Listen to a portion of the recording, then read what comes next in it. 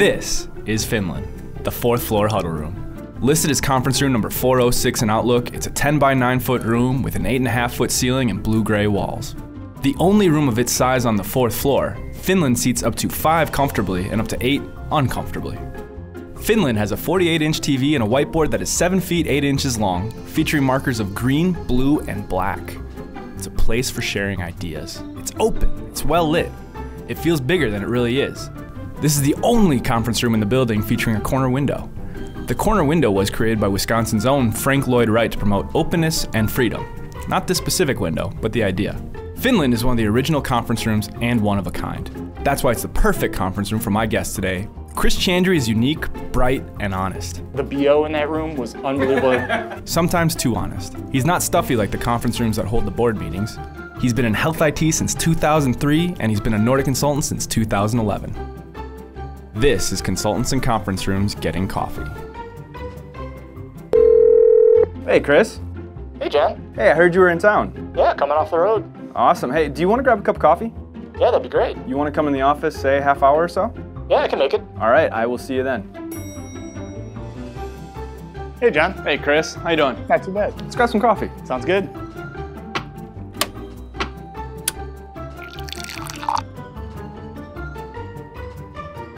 Hey, Chris. Hey, John. How are you? I'm good, you? Good. So tell me, how'd you get into consulting?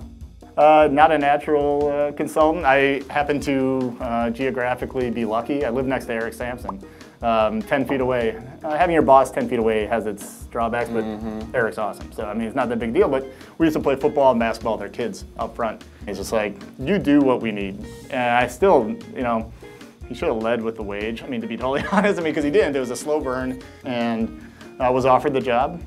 And came home to tell my wife, and she told me prior to that she was pregnant, same day. And so I'm like, I have 2 kids, about to have a 3rd. My wife's a night shift ER nurse full time. I'm like, I can't do this, I can't leave. And so I said no. And that would have been beginning of 2011. So instead, we had Aaron. So he asked me if I was a Packer fan. My son's name's Aaron. And I realized I have to take this job, because it was chaos. I mean, she was working nights, I was working days, because I was working over at UW. That was just too much. So then I took the Bellin job, and the rest is history. It was awesome. We're definitely gonna need to make more coffee.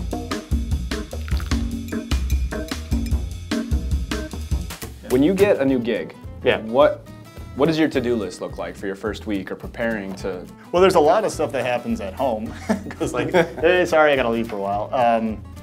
But typically on site, I will schedule a lot of stuff with a lot of people real quick instead of, because I think a lot of consultants come out and they're like, oh, it's the first week. Nah, I mean, they have other consultants. Be proactive, be productive, go to lunches, do everything right away, because chances are maybe even the next week you're remote and they've already forgotten about you to some degree. So I always try to make an impact immediately. I try to say a little something about who I am in their meetings instead of just being another person in the corner taking notes. Right. So just don't just be happy you have the job. So it's just you in a town by yourself. What do you usually do? I'll go find the best restaurant. I mean, quick to Yelp, where's the best place. There's no shame in eating alone. I mean, at least I think it's, you know, empowering, if anything. I'm just like, yeah, because you always get the look. Yeah. I like to go to Indian, or if I'm on the coast like California, sushi. Because I want to try that stuff. In cities, like I've been in Kansas City, it was barbecue every week, Jack Stack barbecue. I get endorsements, but Jack Stack's the best, but we would go every single week to try out a new barbecue joint. This is life. I want to go live it, so I do that quite a bit. And I usually tend to hang out with consultants that do the same thing. Yeah. So we've had, that's what leads to awesome times. It's still life, right? Go enjoy the city you're in. Like, don't just say I'm putting in these 4 days and then I get to go live my life the other 3. Correct. You're not gonna make it. I mean, I'm older, I don't have as much time left, man. I want to live every second I'm living. And I don't think there's one part of consulting that I dislike, and that's not like some big go become a consultant kind of rah, rah, rah, but I've learned to love all the parts of it. The answer to this better be ironic, but what's your favorite consulting, like, jingoistic term? Touch base. Touch base? If I had a shot of Jack every time, wouldn't make it through 9 o'clock. Why do we complicate everything? Circle back, touch base. I mean, we have the office bingo sheet. We don't have conversations, we have dialogue. Yeah, come on. I don't have any knowledge in that space. I mean, yeah, so I don't use them if I don't have to. as far as any of those phrases, but they sneak out. I mean, sometimes you just want to smile and nod through a meeting. The one I caught myself doing the other day is I didn't have a request for somebody, I had an ask. Yeah. Yeah, that's pretty common. It's not a noun. It's just like a little punch to the gut every time I hear one of those, but I mean, all throughout the day. Chris, thanks for coming in today. It's been a lot of fun talking. Yeah, no problem. I am gonna get paid for this, right? The vague. We'll talk to the vague. It was great seeing you. Thanks for coming in. Absolutely, John. Have a great weekend. All right, you too.